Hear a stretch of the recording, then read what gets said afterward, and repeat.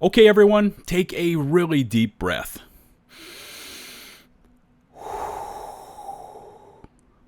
Now that we are all fully prepped, calm, and ready for this, let's get it started.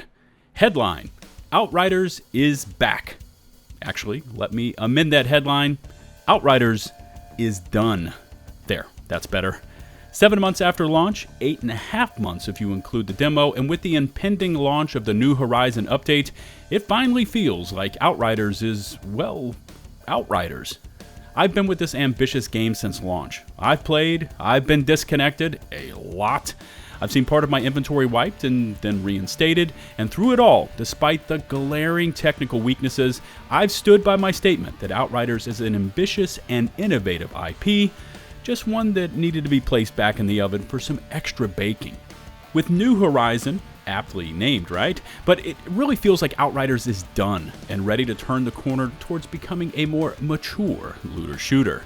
But enough with the exposition and mindless chatter. You want details, and oh boy do I have them for you. Thanks to Square Enix giving a select group of us from the Outriders Ambassador program an unguided tour behind the scenes, I was able to see it all at my own pace, stress test it all out, and come back with my impressions, and of course, those extra juicy details all set in my own form of sarcastic bliss. Did I enjoy what I got to see? Absolutely. Am I still gonna poke at it while delivering the 411? Most definitely. So hold on to your butts, Outriders. Here we go.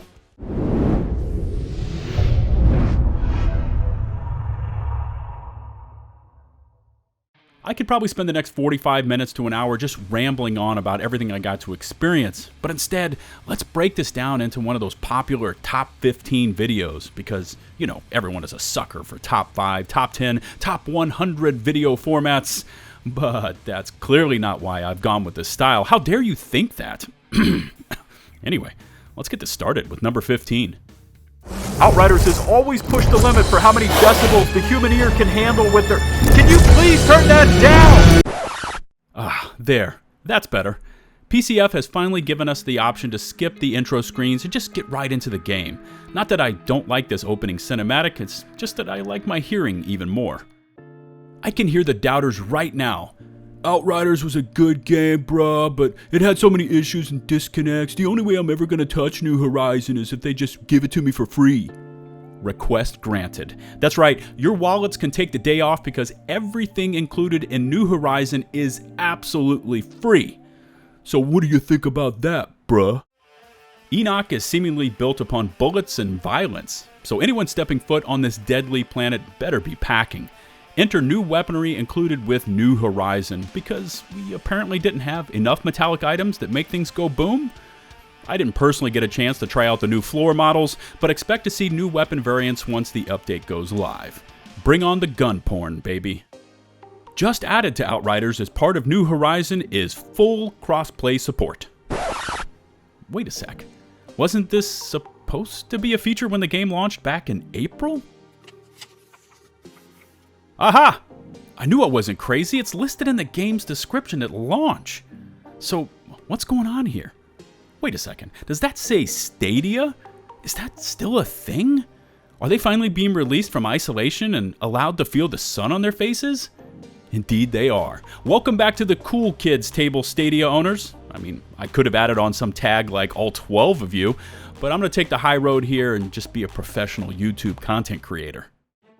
What would an Outriders update be if it did not include a laundry list of changes to mods and classes? I'm going to split this up into smaller segments throughout this breakdown because, you know, sanity reasons. But first off, expect to see changes to the skill trees for all 4 classes. Trickster, God Tier, Technomancer, Pyromancer, and Forgotten Stater. Trickster will be getting buffs to certain shield procs and healing.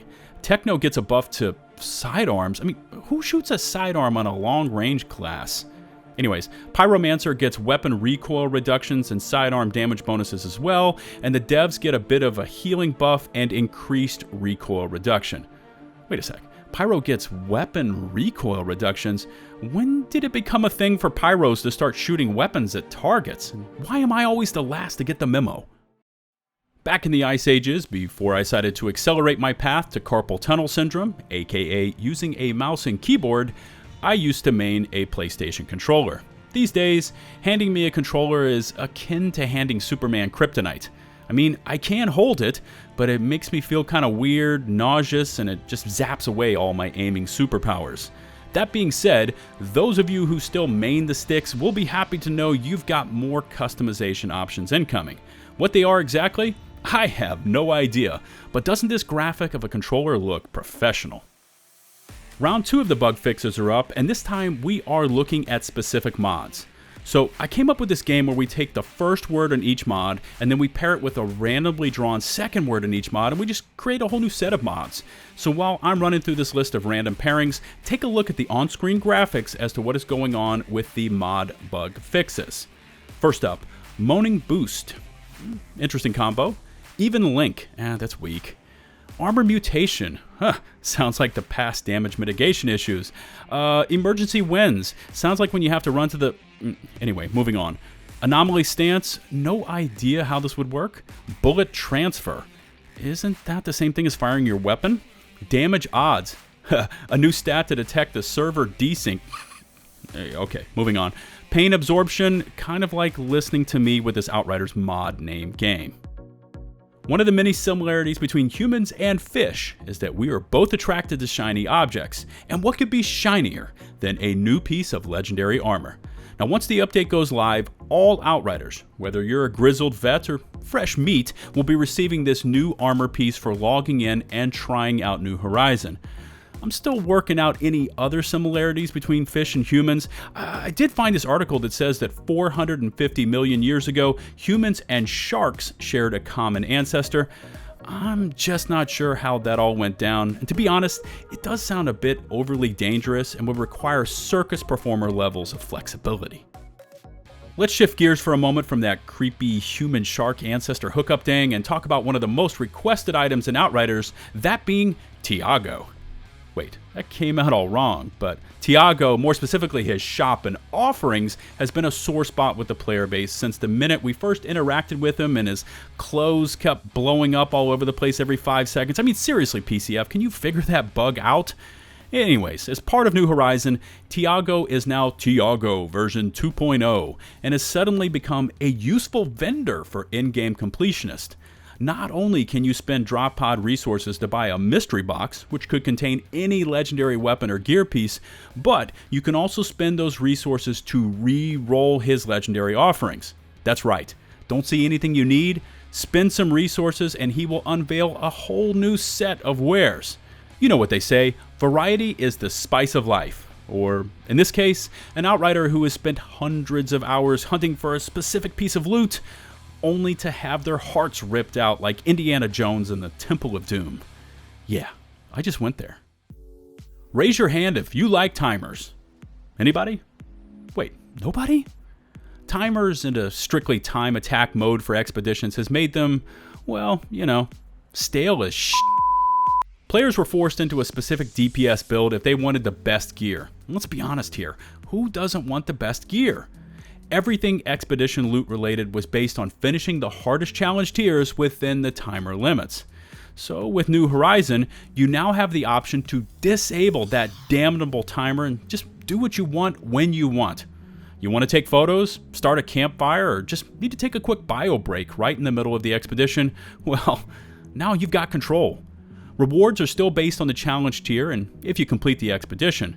So break out those Forgottenators and attempt a full melee-only challenge tier clear. The power of options are now on your side.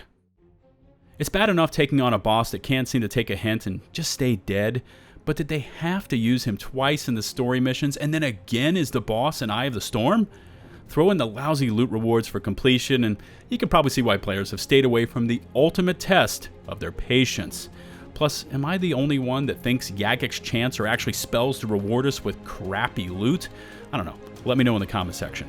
Anyways, that's all going to change with the New Horizon update, as now when players complete the Eye, they will be presented with a selection of 3 legendary items that are pulled from the full loot pool. It's kind of like the way the Monster Hunt, Assassination Contracts, and Historian Questline loot selections work, but with 3 legendary items, and you get to totally stay away from that creepy old Madame Beauvoir. Shifting gears from all that comedy, and let's talk turkey. More specifically, the third and final portion of the bug fixes and changes to expect a New Horizon, and you knew that devs weren't going to let the weapon mods go untouched. Player favorites Fortress and Moaning Winds have been significantly modified, with Fortress now becoming a stack building mod that adds armor, resistance, and damage. Moaning Winds itself wasn't actually modified other than being buffed by 60%, but the mechanics of the game have now been changed to disallow players from cycling through their 3 weapons and proccing the same mod back to back to back. So, TLDR, you won't be able to cycle through Moaning Winds as fast, and will therefore be compensated by more damage output. There's also a ton of base damage buffs to seldom used mods, ranging from 11% all the way up to 208% for Radiation Splash. Yeah, do you get the sense that good old Radiation Splash was just a scooch underpowered? We've hit the top 3 items for our countdown, and if you've made it this far, you might as well just let the countdown continue on to completion. Anyways, Outriders has always had a robust gear game, but without visual customization options, our characters look more like extras from the latest Mad Max movie and less like biological sledgehammers. So the hits are just going to keep on coming with New Horizon because players are finally going to get one of the items they have most requested, transmogrification.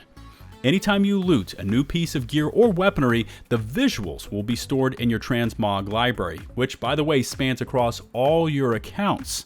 And any pieces that are currently in your stash and inventory are immediately added to your arsenal. So, no reforce grind being thrown onto the gamer's shoulders. Nice. But this is transmog with no limits. Want to make your trickster look like a devastator? Done. Want to change the look of your auto rifle to that of the Death Shield? Not only possible, and with your weaponry, you will also get the weapon sounds along with the visuals. With just a few clicks, you can instantly change the look of whatever you want, so long as you have the visual saved in your transmog library, all without pesky microtransactions or in-game materials cost. Maybe you got a little too transmog happy and forgot which pieces are for which class? Well, once changed, the gear or weapon will display this symbol, letting you know you've already applied the magic transmog pixie dust, and you're golden. Okay, so this all sounds kind of interesting, but you want more, as in you want new content. Well, why don't you try out the 4 new expeditions? Molten Depths sends you back to the frigid confines of Eagle's Peak, and a reunion with an old 8-legged friend. The Marshal's complex is pure pandemonium with beastly hordes and gun-toting savages. Just make sure to watch out for that acid pool because it is definitely not for swimming. City of the Nomads hurls you into the deep end versus Kang's warriors, all narrated by the Wanderer. And the Wellspring brings an old foe back from the grave as the Shaman Warlord returns with an absolute vengeance. And yeah, he's just as tanky as you remember. All of these new expeditions feature brand new cinematics, all new areas, new elemental effects applied to familiar boss types, and what felt like a more tactical and frenetic sequence of attacks from your foes. Players will need to use their surroundings and pay attention to attack patterns or just risk being swarmed over. Now the first of these new expeditions is immediately unlocked at Challenge Tier 1, with the others becoming available at level 4, 8, and 12. There are also some unexpected secrets and reasons to explore these new areas, so turn off those timers and take your time. You'll be glad you did. I'm going to do my best to be as candid as I can. But wink, in the past, anytime we've seen a broadcast, something new has gone live almost immediately after.